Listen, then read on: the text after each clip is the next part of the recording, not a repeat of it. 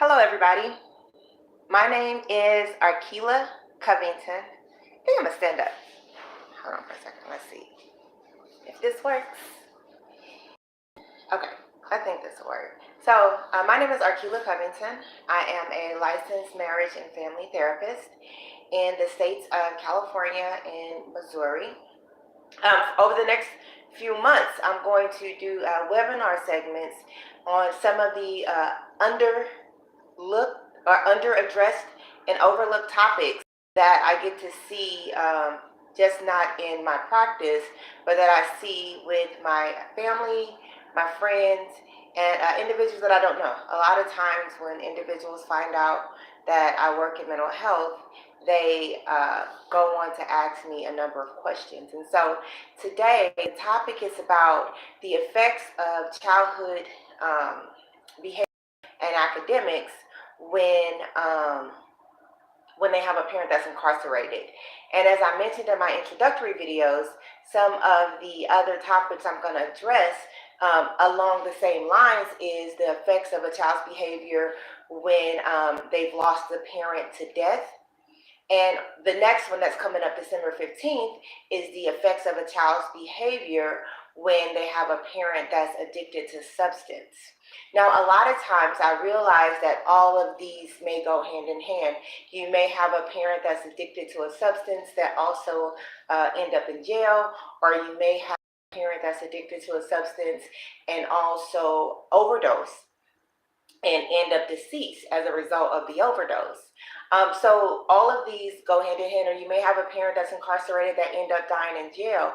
And so all of these are different behaviors. All of these are different triggers. All of these are different motivations for things that happen. And so the first thing I'm going to talk about, and I'm going to sit down because I think I got this. The first thing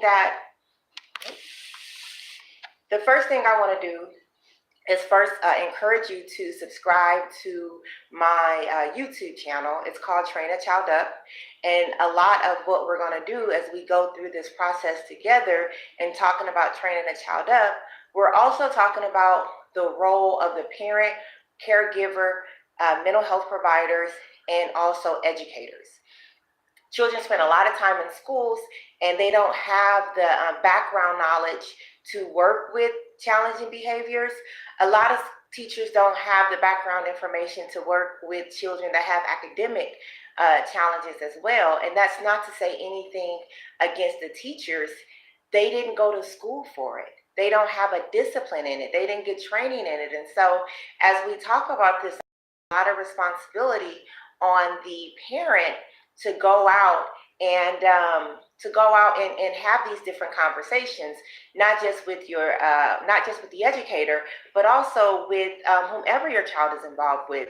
If it's a coach, if it's a mental health provider, if it's a preacher, priest, or pastor, because the individuals that your child unknowingly will release a lot of the repressed aggression or anger that they may have as a result. And so as I shared in my introductory video, I am an adult who grew up with a father that was in prison. My father was locked up for a really long time. I think he got locked up somewhere around the time I was 9, I think. That's something I don't remember, and I typically pride myself on having a good memory. And I know he was released from prison when I was in college, a sophomore in college. He ended up living with me as he got himself on his feet before going off and working and getting his own apartment and a new life for himself. But so growing up, my father lived with us. It was me, my father, my mother, and my sister. One of the things, in addition to what my father was doing on the side to generate income for our family, because at the time he felt that was the best thing to do. Now, side note, for a long time, and I want you to think about this, as a child, I did not understand that my father thought he was doing the best that he could do when he was selling drugs. I didn't think that. I thought it was a selfish act. it made me disregard him.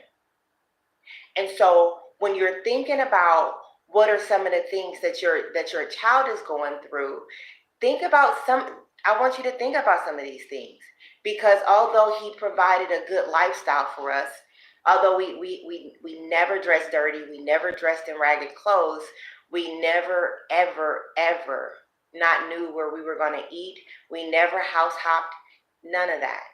We always had a stable living environment.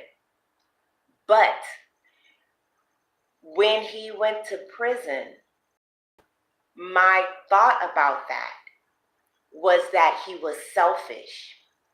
A lot of parents don't have conversations, because my mom has never had a conversation with me about my father going to prison. And me and my sister, although we grew up side by side, that was never a conversation that we had either. But we both grew up with the same situation, and that situation was we had a father that lived with us. Then I see that our father was gone. In my household, my father helped me with my homework. If it sounds like I'm bragging, I am. I was really good at math. I've been good at math since a very early age. I thought I was going to be an engineer when I grew up, or just do something with numbers. Didn't end up happening. I think Freud changed my life. But my father would help me with my homework. He helped me with math. He'd do math drills with me. And when he left, that piece was gone. And so as we're going through this, and I'm addressing the parents first, because I want you to see how, as a child growing up with a parent that's incarcerated, if a parent is present and then they're gone and there's no discussion about it. I know back when I was growing up, I used to hear people say, oh yeah, they moved out of town. And it wasn't that they moved out of town, it was that they were in jail. There was a negative stigma that went along with your father being a jailbird or your mama being a jailbird. There was a lot of negative stereotypes when it happened in real life. But the stereotypes of when it was going on TV, it was cool. So it was cool for someone to go to prison on TV, but it wasn't cool for someone to go to prison in real life. And so as you're listening to my story and how it play out, I want you to think about this. If you have a child if you have children, and the parent, whether it's the mother or father, traditionally it's the father and the mother is a breadwinner, but that's not always the case. And so I don't want to address the issue as if it's always the father, when in truth it's not. Because there are women that go to jail. Women go to jail for different reasons. Women go to jail for boosting, maybe holding drugs for their fella, or something like that. But fathers typically go to jail for aggressive acts, such as distribution of the drugs, armed robbery, and breaking and entering. So men usually go to jail for that. But I don't want to get into the stereotype of it. So just so with my story, like I said, my mom never addressed this with me. As a kid, I already got in trouble. I started getting in trouble when I was in first grade. My dad was still in the house when I was in first grade. So when he did leave, it was difficult to discern if the behavior I was exhibiting was because of the anger that I was experiencing. And I don't think I was ever mad at my dad. I don't think I ever had anger toward my dad. I had a dismissive attitude about it. And my thing was, well, he didn't want to spend time with us, so he could leave. And I became very protective of my siblings. So with my sister, if you knew me, with me, if you went to school with my sister, you know that you couldn't say anything to her that I would not agree with. If you were picking on my sister, then I was going to want to hurt you.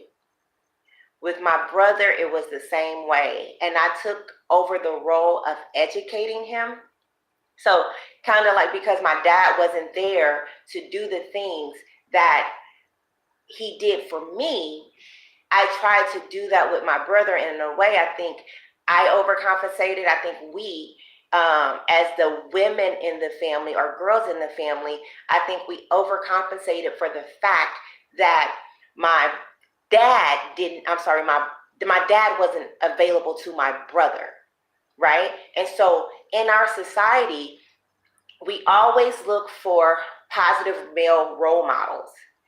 And I'm using the term positive lightly because sometimes we just want a male figure in our child's life, no matter what they're doing. So if we have a male that's in our child's life that's selling drugs, that's robbing, that's beating on his spouse, that's going around bullying people, if we have that kind of male in our life, we will still be okay with having him around our son, because we don't want our son to be gay, or we don't want our son to be a punk, or we don't want our son to be a faggot. Now, I'm using those words knowing that they're not politically, but these are words that are generally used when mothers or uncles or whomever's around when the father figure isn't around. These are the words that are used. And then in raising daughters, when they don't have a dad around, it's like, oh, she's just this fast task little girl. And I didn't curse, I said fast task. And so we seem to look at that. And so as I'm going through these next few months, I really want to unpack a lot of the myths that go along with just the stereotypes, like how we get our stereotypes, how we raise our children, and how we are. And so I started with my childhood because as an adult, I'm a mental health provider. I'm a healthcare provider. I am an educator. I am an adult. I am an influencer in my community and in my role as a mental health provider. With that being said, I come with a lot of trauma.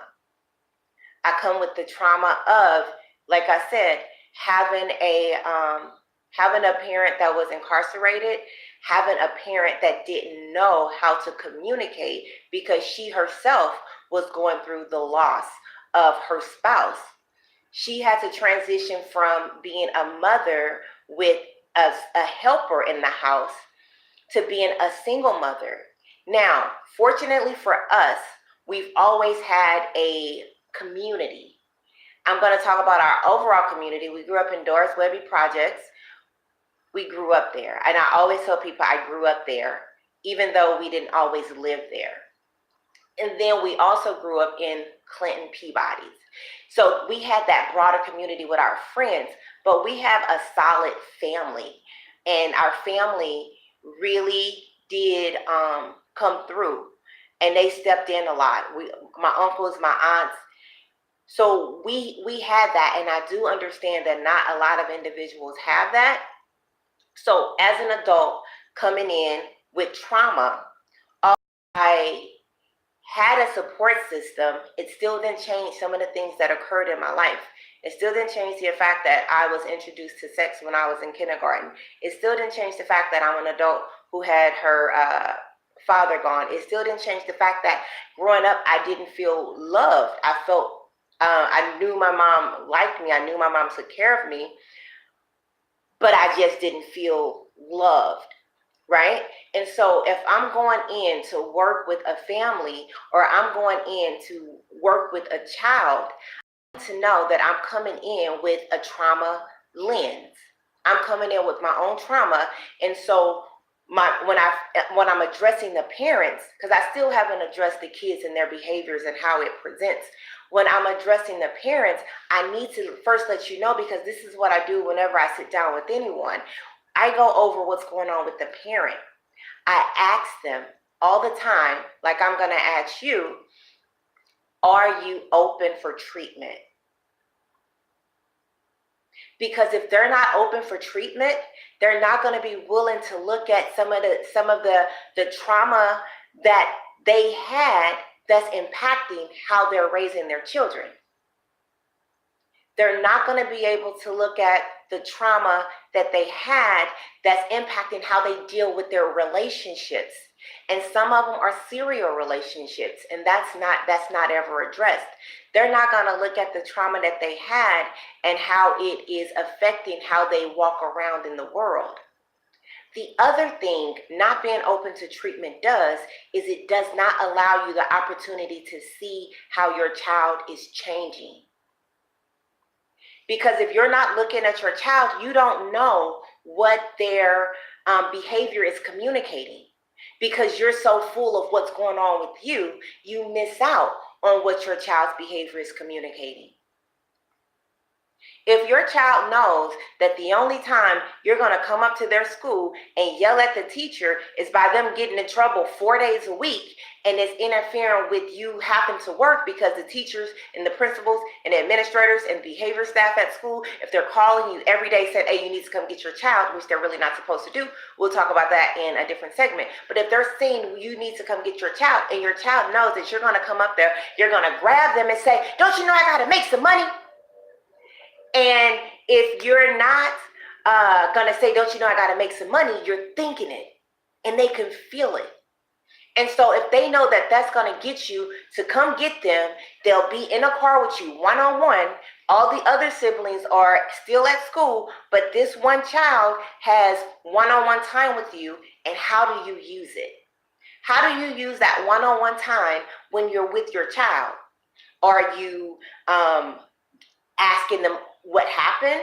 Are you talking to them about their day? Are you asking them how their homework assignment went? Are you asking them, which I've yet to find a parent ask their child this, did anyone bully you today? How are you being a friend? Kids go through a lot at school, a lot, and it's overlooked because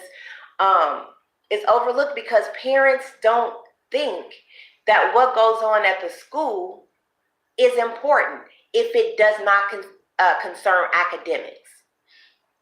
And so that's why as we spend time together over the next few months, you're going to always see me address the parents. I'm going to always bring it back to, I'll talk about my story.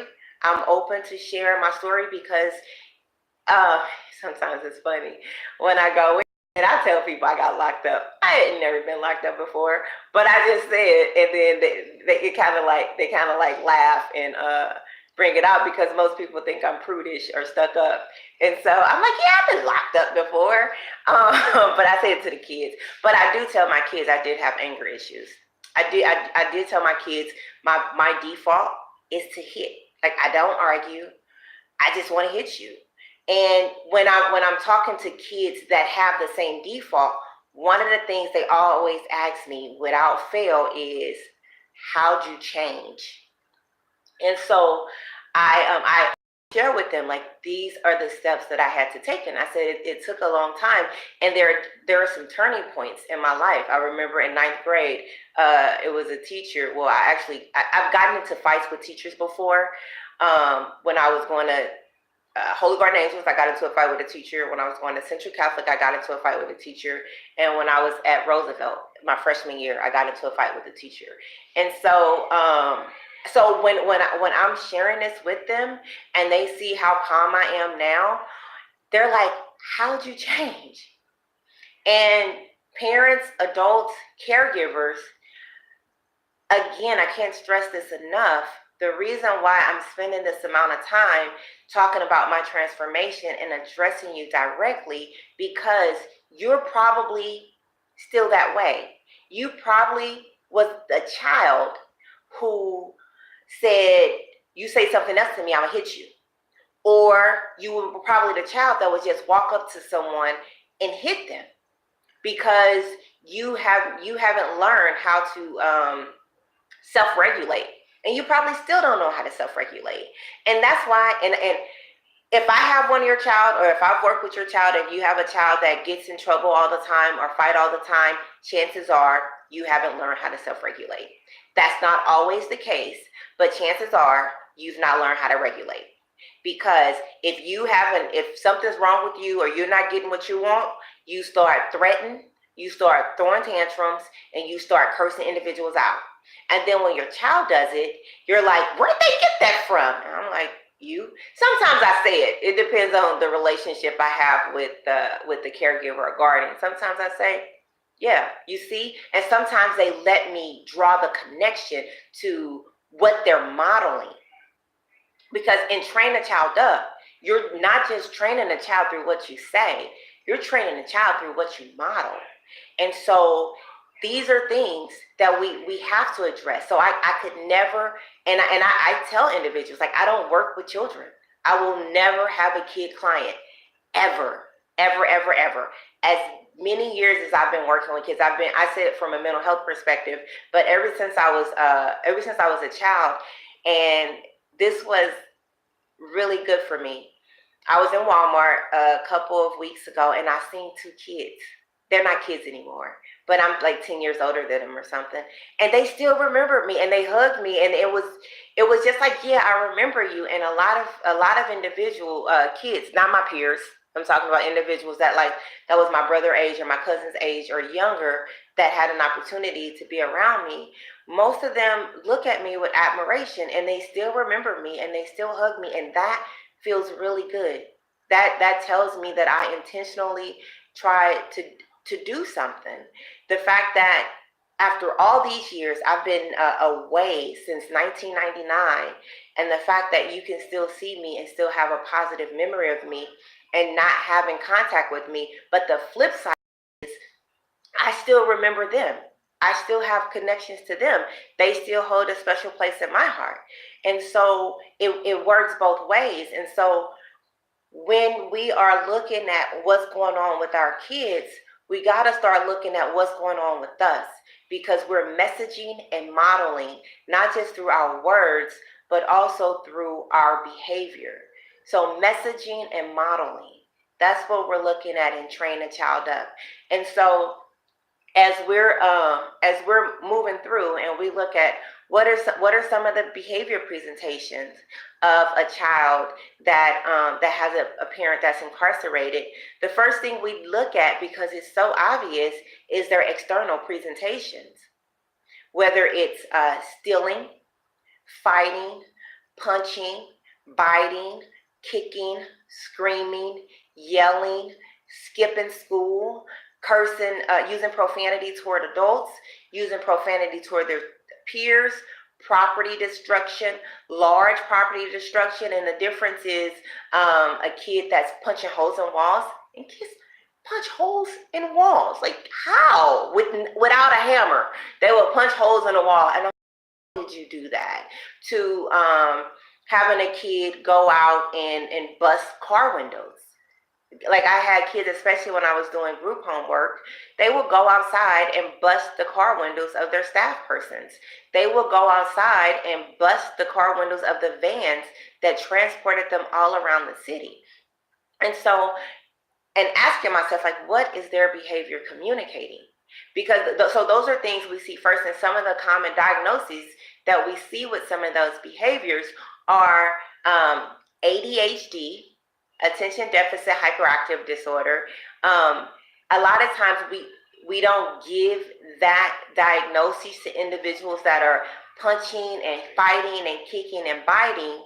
We more look at like the impulsivity of it, the getting up all the time in class, the fidgeting, the not being able to sit down, the impulsive with their words, the calling things out, the not being able to wait their turn, the not having having a short attention span. We usually look at those individuals as ADHD, right? But when they start getting violent, when they start hitting and kicking and property destruction and torturing, we have kids that torture other kids, and we also have kids that torture animals. And so I'm talking about the torture of both humans and animals. When it gets to that point, then we start looking at some of the other diagnoses, like oppositional defiant disorder or conduct disorder. And these are disorders that are closely associated with individuals that are aggressive verbally and physically, and also get in trouble with the law a lot. And so if you have a parent that's been incarcerated, some of the acting out behaviors can end up with one of those three diagnoses if you're acting out physically. Those behaviors are easily noticed. Those behaviors do not get overlooked. And I can think about the difference between my sister and I. I was always a child that acted out. I acted out before my father went to jail or prison, and I acted out when he went to prison, and I acted out when he got released. I didn't stop fighting until after, I want to say 25 or so. Because I still fought when I was in college. I still made threats to fight and fight after I graduated college. It wasn't until, well, no, I had an uncle, Uncle Bill. He got me in trouble a lot. And he knew that I had what I thought, or what most people thought, was uncontrollable anger issues. And so he would typically put me in these situations where he would test my patience. And so the last physical, well, no, I did get into a physical altercation with him one day at a bar. I think it's called the East Coast. I got into a physical altercation with a female in the club because she didn't know that I had anger issues, and she just said the wrong thing to me, and it led to me assaulting her. And then the last time I got into a physical altercation, now, as a professional adult, still working on my own anger acting out issues, I've been doing mental health, like I said, since 2008. Yeah, officially since 2008. But I still had to do the work myself. I still had to go in and look at how am I up for the individuals that I'm working with. And so the last time I got into a physical altercation was in 2015 when after my uncle Bill had passed or died. Some girl at the same club made an attempt to come at me because I didn't know who she was. And like I said, I've lived in California, and so I would come and visit, but the people from my neighborhood knew who I was, and they were, giving their condolences. And she was like, well, who are you? And so I'm just Arkela Covington. Like, I say that like my name carries weight. And so she was like, you don't know me? And I was like, no. And it was like, you need to get out my face. So I still had issues with that as an adult. My sister, on the other hand, she wasn't like that. She had and I can't say this because she and I have never had this conversation, but I did tell her that I was going to be talking about her today. My sister had what would typically be called acting in behaviors. Now, I'm using that, and this is the end of me talking about my sister for this portion, because I don't know if this is true for her. So my behaviors were more notable because I acted out. My sister has a behavior type that's called acting in. And so that's the end of me talking about my sister. Acting in behavior is typically looked at as depressive symptoms. And so if an individual is experiencing depressive symptoms where they're not getting in trouble, they're actually trying to be invisible, they start to withdraw, they start to socially isolate. Those are acting in behaviors, and those are behaviors that do not get enough attention. And so parents overlook these behaviors, caregivers overlook these behaviors, pastors overlook these behaviors, or clergymen, because I won't name all of them, but clergymen overlook these behaviors because they're not causing immediate trouble, and they're not placing anyone in immediate danger. And so it's easy to overlook those behaviors. But those behaviors deserve attention.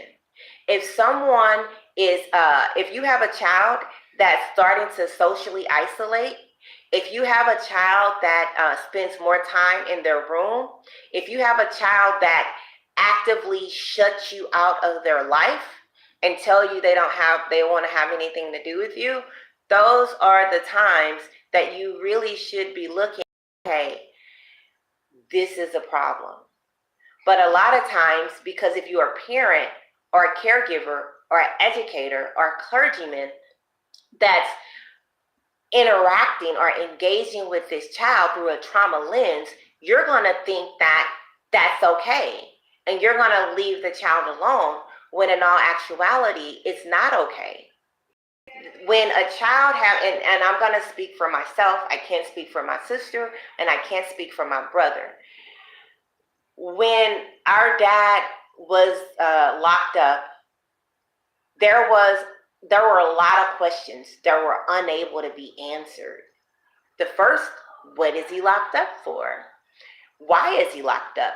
One of the stories that my aunt Sweetie, and I didn't tell her I was going to mention her name, she's my daddy's oldest sister, and she and I talk a lot.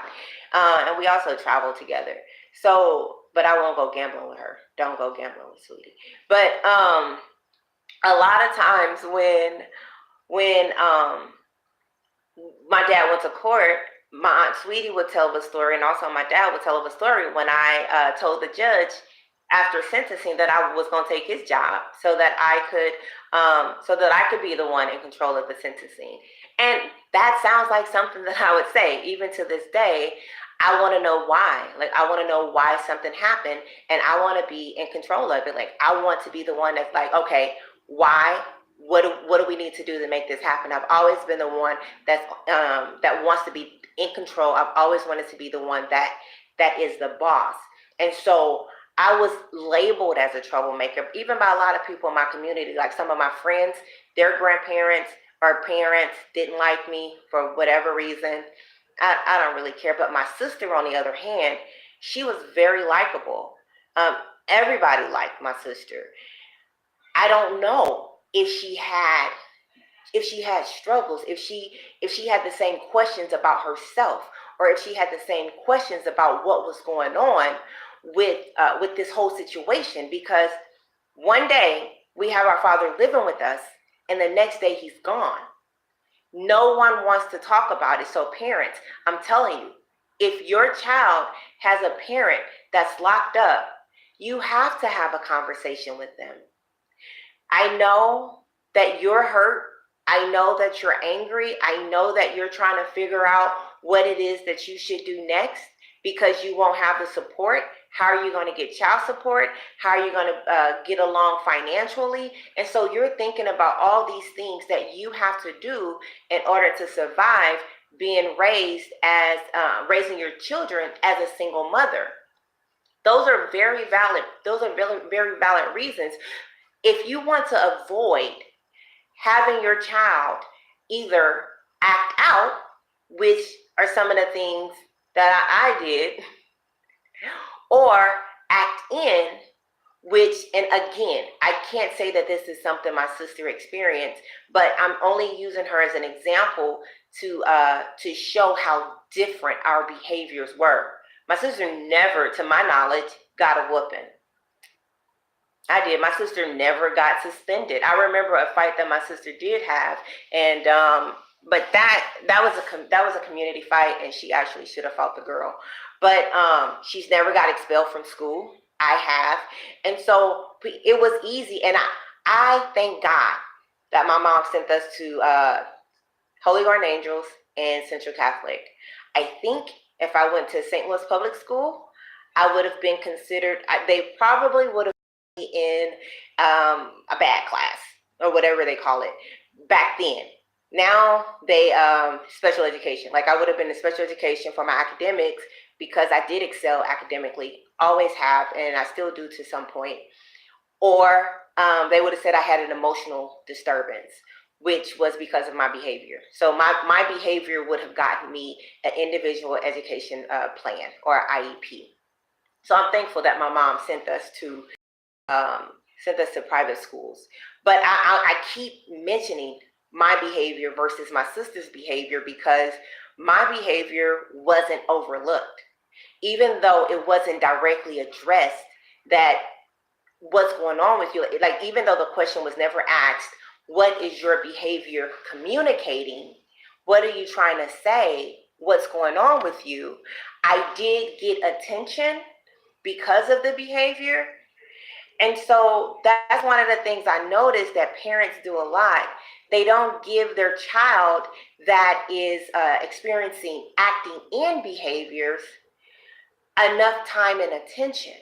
And that in of itself leads to really diagnosis as an adult or as a teenager of having diagnosis of major depressive disorder or one of the other mood disorders, bipolar 1 or bipolar 2 or unspecified, which I know you wouldn't really know the terms of them, but that leads to diagnoses where you will have to start asking what's going on, because one of the things they may try and do is make an attempt to self-harm. Now, self-harm behavior isn't always associated with an attempt to suicide, but self-harm behavior is typically associated with depressive or one of the depressive mood disorders. And so that gets noticed, that get attention. And so what I'm saying to you is, even before it gets to that point, if some of the things you can do is start having that conversation with your kids now, even in the process of you evaluating what's going on with you, talk to your kids in the moment. Take them to visit their their parent. Even if you and the other parent that's locked up isn't together anymore, create a carpool. I know my mom always took us to see our dad.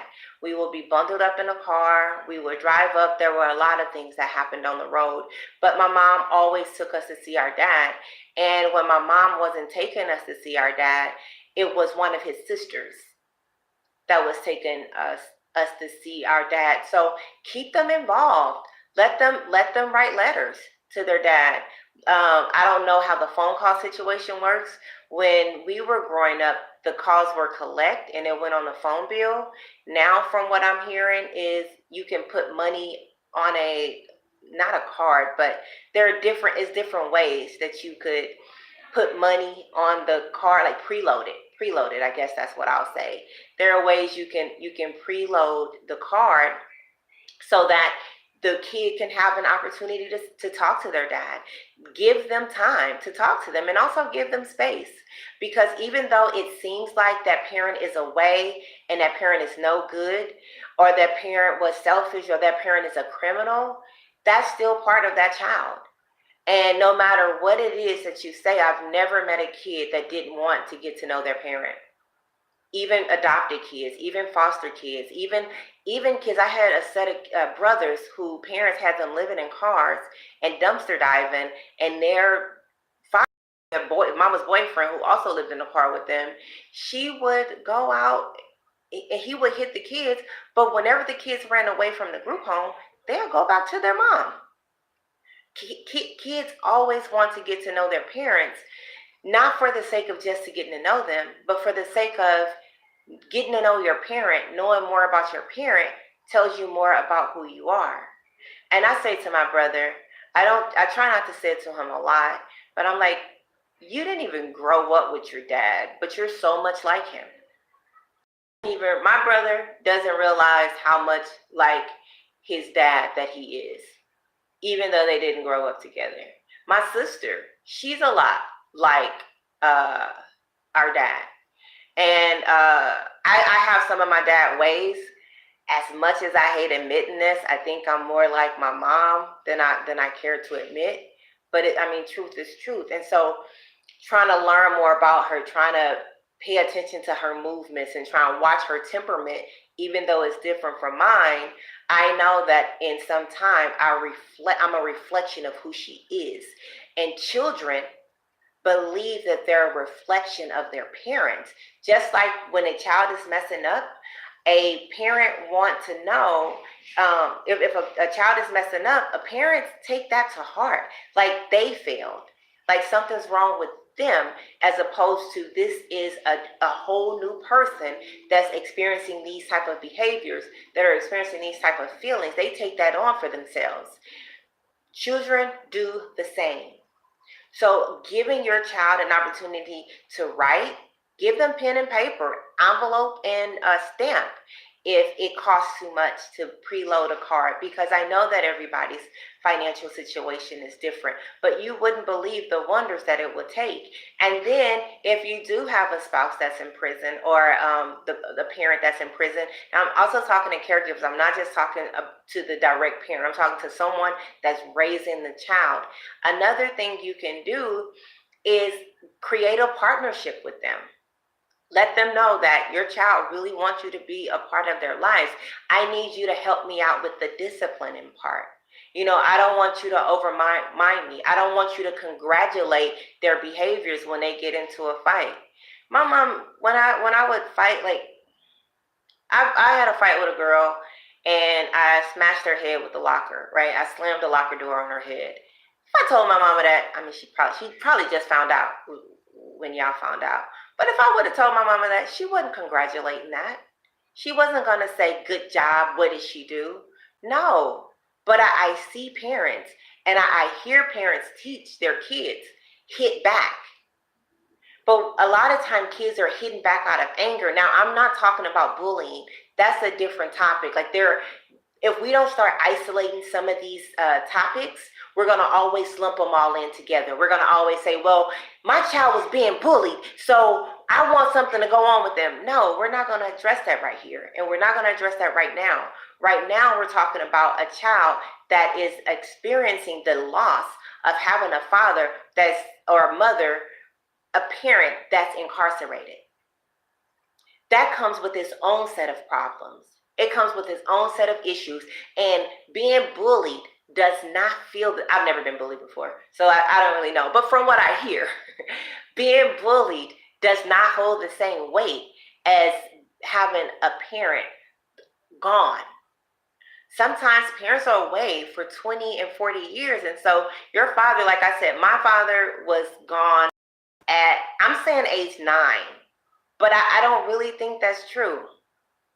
I know when I was a sophomore in college, when I was at Lincoln, he moved in with me and my sister. I do remember that. He stayed with us for not a long time, maybe less than a year. He stayed with us while he was on house arrest, because he had to have a place to come to. So he did not get me as a high school student. He did not get to experience me as I went through dating and socializations. He did not get to experience some of the academic achievements and awards that I received at school. So he also had a loss. And so I'm saying my father, but we have to look at what the parents lose as well. Even if that parent don't want to be involved with the child, even if that parent say, I have too much going on in my life to be a parent, even if that parent says this is too much, that child is out of control, I don't want to deal with them, and trust and believe, I've heard all of those things. Even if none of that, even if all of that is said, that parent still misses out. And they have to sit inside a cell with the same sex individuals, thinking about what it would be like on the outside. And I know that because I've done a lot of work with men that were in what's called a reentry program, reentry into the community. I did therapy with men that were recently released from jail. I did not just therapy, I did counseling work at a night-to-night shelter or a day shelter, and also in a treatment facility where I worked with men and women. Some were released from jail for different reasons, and these are some of the stories that they were saying, and they don't know how to re-enter into their child's life because it's a lot of guilt associated with that. But if we can keep the conversation going when the parent is in jail, I think, and this hasn't been proven because I've not seen it done yet, but in my opinion, if we keep the conversation going when the parent is locked up, I'm not saying with the with the preloaded card. I'm even saying with paper and pencil, sending copies of the awards that the child gets so that they can post it on the walls, sending pictures of different transitions that happens in the child's life, sending pictures of when a child gets baptized. Like, all of those are things that can keep the conversation going so that when they are released from prison, it's not like they lost all this time and missed out. It's they've lost all this time, but they were still involved. So you have to find a way. And even if you think the parent is a scumbag and is no good, that is not your place to shield that from the child. I know that you're the other parent or you're the caregiver and you want what's best for the child, but you really don't know what's best for the child if you're not watching what the child's behavior is communicating. If you're not watching what is going on with the child when they do this. If you're not saying, oh, she's been in her room too long, I wonder what's going on with that. Or she's not come down to eat. Or she doesn't have the same eating patterns. What's going on with that? Or yeah, he's been so into playing video games that he doesn't even come up for a breath. Like if you're not watching what their behavior is communicating, then you don't know what's best for them as far as what they need internally. You can meet their basic needs. You don't know what's going on with them because a conversation had not been had. And one of the biggest mistakes that's made is that children don't understand and children don't know what they want and children don't have feelings. And I hear parents say that far too often, that, oh, I didn't know he was a parent, or you just sit down and shut up. And I guess that was the way that you were raised. But think about it. Are you really okay? Are you really okay that you can say the same thing is going on with your child? Because if you started to work with or work on some of the issues that traumatized you as a child or growing up, if you started to let that go and take accountability for your own life, then I can say, yeah, that's absolutely right. You're absolutely right. You can do it. But if you haven't, then you really don't know what's going on. And so I ask you, with everything that's in me, if you're dealing with a child like that, I'm asking you to be cognizant, be aware, have what W.E.B. Du Bois, he called a double consciousness. And I know that he was referring to Black people living in a white America, but also there is a double come with being aware of how you're presenting your pain, your trauma, your stresses to others. And when I'm saying others right now, I'm particularly talking about the individuals that you are raising, the children that you are raising. And so some of the interventions I've already mentioned as we were going through this. If you pick your child up from school, spend time talking to them. You don't need a lot. I know a lot of parents are on social medias nowadays, and they want to post pictures of what's going on with their child, but they're not talking to their children, so they really don't know what's going on with their children. So if you have to, ask questions, see what's going on with them.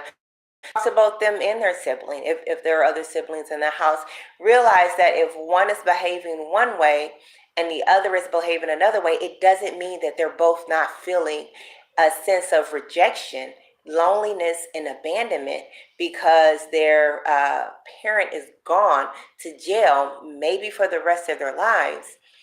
It doesn't mean that they're not feeling that. It just means it manifests differently or it looks differently. So have that conversation with them. Also, set up a support system. If you have a good, strong, solid family, I believe that we had a good, strong, solid family, both my mom's side and my dad's side and our extended family. I think I have an awesome family. Flaws and all. I think my family, we do a lot to support each other and hold each other up. If you have that, use that. Use that. If you have really good friends, use that as well. If you have friends that you can go and talk to, don't use your friends just to talk about all of the bad, negative things that's going on in your life. Use your relationship with your friends to talk about some of the struggles that you're going through and how you want to overcome them. I have friends that I talk to, and I say to them, I need perspective. And so I say I need perspective because I'm using my own thought process a lot. And with me using my own thought process a lot, it's not giving me anything. It's not allowing me to grow. So I know that I need to reach out so that I can get individuals outside of myself to help me resolve this issue. Now, that's me as an adult with no children, but an adult that's responsible for influencing children. So I need to be in a good space when I go in to work with individuals. And I know that I can't do that if I'm allowing what's going on with me internally to always dictate how I present when I'm with other people. So use your friends. If you don't feel comfortable talking to your friends, another thing that I did was I would go to, like, I used to listen to talk radio, a lot of Christian talk radio. You can call some of those individuals and get on, make an anonymous call. Like, you don't even have to tell them your name. And I remember calling them, talking to them about me being exposed to sex when I was young, and just how sometimes I have memory about that. I talked to my counselor. I didn't know them. I gave them a fake name, but I just needed someone to talk to. They have 1-800-suicide hotlines that you can call and talk to individuals if that's how you're feeling. They have different groups. I know there are a lot of groups on Facebook. You can sign in with a fake name. You can use an app to sign in with a fake name just to get your issue out and talk about it, because what you hold in does come out when you're raising your children. And if that's the case, then you're missing what your child's behavior is communicating. Another thing, like I said, I do not have any children, but one of the things I do with my clients, but on a personal note, one of the things I do with my nephews is we do coloring activities. I use my timer for everything. So I time and we do different activities. Whenever my nephews stay overnight with me, not my big boy nephew, my two baby nephews, we read a book before we go to sleep. And he knows that he's 5 years old, and the 2-year-old, they both know that now. And I was like, maybe they don't want to come over because I don't let them play games all the time, or I don't let them watch movies all the time. And it was evident to me. My 2-year-old came over here, and I have boards around my house with my goals. I have a board in my room, I have a board right here on my living room wall, and I have a board on my kitchen wall. And they each have different messages, and they each have different goals. And so I have these dry erase markers, and my 2-year-old, he came in and he was like, what? And so I told my brother, I said, go and get my dry erase out the closet. So I keep a big dry erase pad in the closet. And so I laid it out, and they knew exactly what to do. They just started writing. So even if you don't want to talk with your child, do something with them. Play Uno, play board games. I buy board games. I have board games in my closet, and I use them with my nephews when they come over. And it's not, I know to do that because these are some of the things I do with the clients that I work with. When we spend time together playing a board game, you wouldn't believe how much conversation can be had over a board game. Even Uno, like when we're talking, and he was like, I got in trouble last night. I have a client telling me that the other day. I got in trouble last night. What happened? Still dealing the car, still playing my hand. And so they're telling me what happened, and then I'm asking, how did they resolve it? So you can read a book with your child, spend time with your child, watch a movie without your cell phone with the child. Now, we may act like it's sacrilegious not to have our cell phone on, or we may think we can multitask, but children don't view multitasking the way adults view multitasking.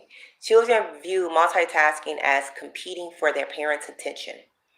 And if you can't sit with your child and talk to them without also having a conversation or commenting on something that you've seen on one of the social media sites, your child will always feel inferior to what you got going on, or whomever you're choosing to speak to in that moment.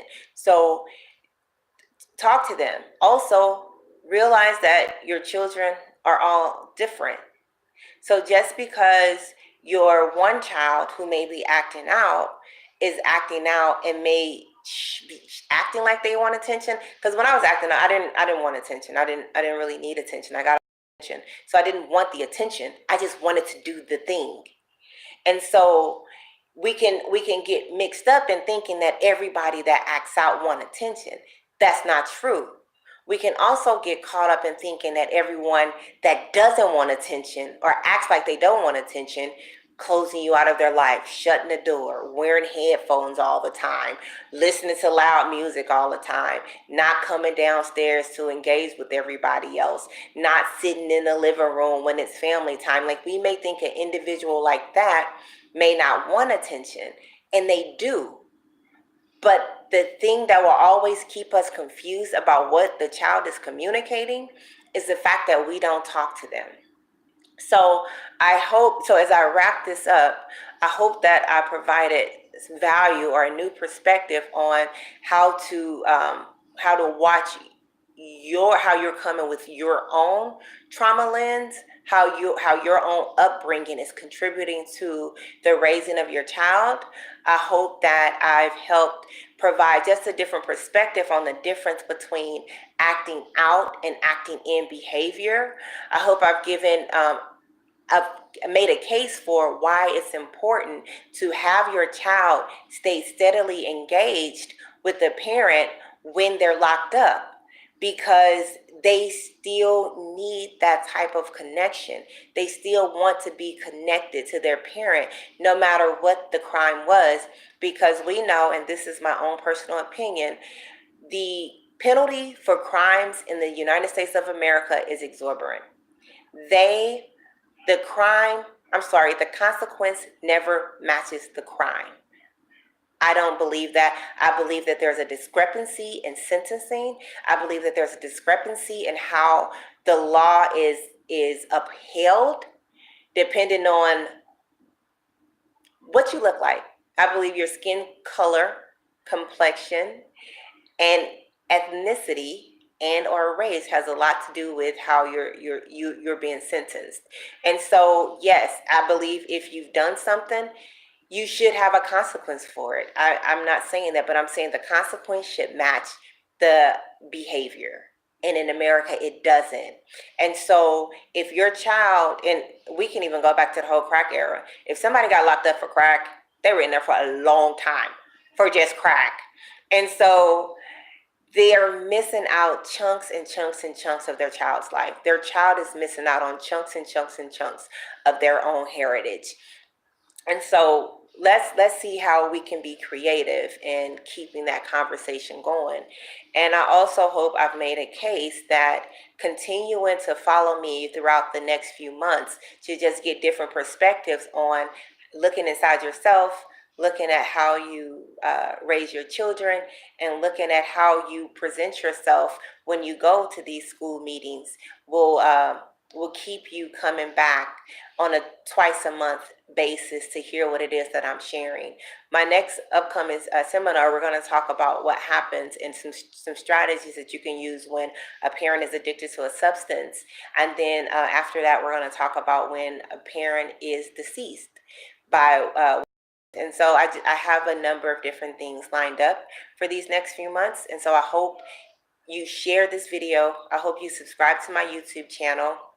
If you have any questions, you can always send it as an email. You can always send it as a, not an email, what do you call this? Put it at the bottom of the comment. I'm learning. My brother said he was going to help me get my channel up and running. So I'm learning it. We're learning it together. If you have any questions, I'll give a second to the individuals that's on.